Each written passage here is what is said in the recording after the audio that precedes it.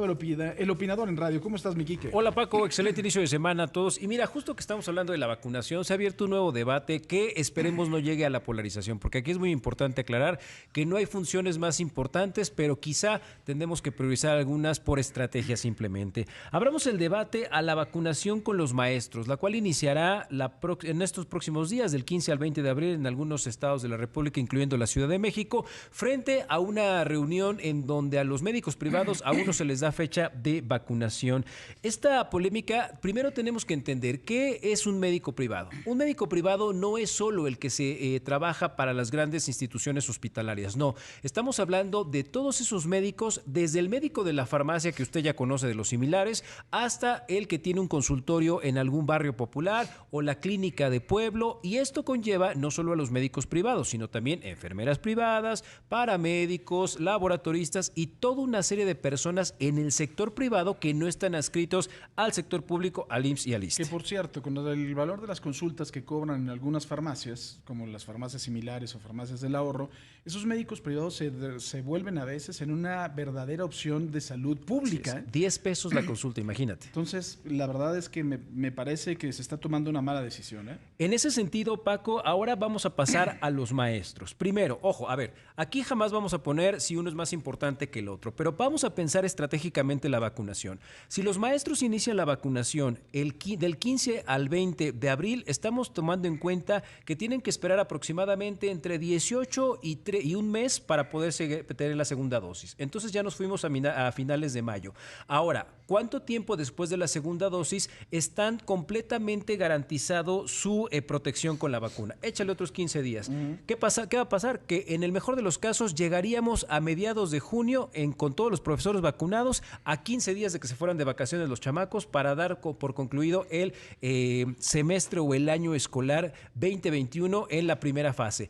¿Por qué no mejor mover todo este periodo hacia el próximo ciclo escolar y en estos meses sí utilizar las vacunaciones, que desafortunadamente no son muchas, porque a veces decían, bueno, ¿por qué no vacunan a los dos sectores? Estaría increíble que vacunaran a los dos sectores. Entonces, ¿por qué no en ese sentido mejor dejar en stand-by a los profesores un momento y empezar con todo este periodo de personas que pertenecen al sector salud privado, que de verdad, yo como profesor se los digo, si uno de mis alumnos se enfermara, no le sirve que yo esté vacunado. Lo que él necesita es que, si se lo va a tener que llevar la ambulancia, el paramédico esté vacunado. Si se lo van a tener que llevar a su clínica local, la enfermera y el médico que está ahí esté vacunado. Entonces creo que tenemos que pensar estratégicamente. Hay algo que nos ha enseñado la pandemia, y lo comentamos en la mañana, Paco. El mundo, por fortuna, en México se encuentra como en la segunda, tercera etapa de lo que está pasando. Entonces, tenemos muchos ejemplos de qué es lo que les ha funcionado y qué no les ha funcionado a otros países, como para darnos cuenta y esperarnos en algunos sentidos o apurarnos en otros.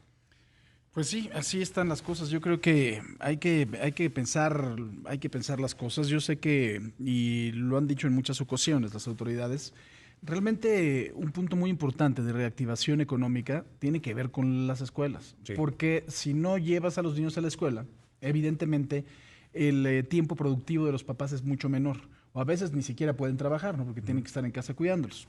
Pero por el otro lado también creo que debemos de pensar bien las cosas. Hay ejemplos en algunos otros lugares de qué es lo que qué es lo que les ha funcionado, ¿no? Lo decía, en cada uno de los lugares, por ejemplo, en España, pocos separaron las clases, ¿no? Lo que hicieron fue empezar a dar clases en lugares abiertos, no obstante que fuera invierno. Se ponían unos cuadritos en el centro, como te digo, también para que los niños solitos se comieran su lunch. En algunas situaciones, sí. Pero pues ni hablar, ¿no? Y creo que funcionó en alguna medida.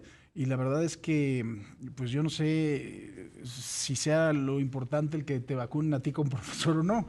O sea... Y es que además las escuelas no están hechas solo de maestros y de alumnos. ¿Qué va a pasar con el personal administrativo, con el personal de intendencia, con los choferes, con los proveedores? Todas aquellas personas que en muchos casos van a llegar en transporte público a estos centros de estudio, y que basta con que un alumno asintomático empiece el contagiadero y ahí se van expandiendo y se puede llevar a las casas del mismo alumno o a las zonas de trabajo de otros empleados que desafortunadamente quizá, imagínense, si tienen que llegar a un hospital donde los médicos no están vacunados, pues se complica más el asunto. Pues sí, la verdad es que está complicado y complejo. Yo creo que hay que pensarle. El asunto también es que nos vayamos apurando, ¿no? Con las vacunas. Habrá que también ver cuántos profesores ya estaban también en el grupo de esos adultos mayores y ya se vacunaron, etcétera. Yo creo que no nos debemos de calentar en el asunto del regreso a clases porque sería un error grave. Exactamente. Estamos hablando de niños, estamos hablando de adolescentes que van a ser el futuro de este país y bueno, pues hay que cuidar en ese sentido. Muy bien. Mi querido Quique. Excelente inicio de semana. Paco. Gracias, Quique. Pásale. La 1 de la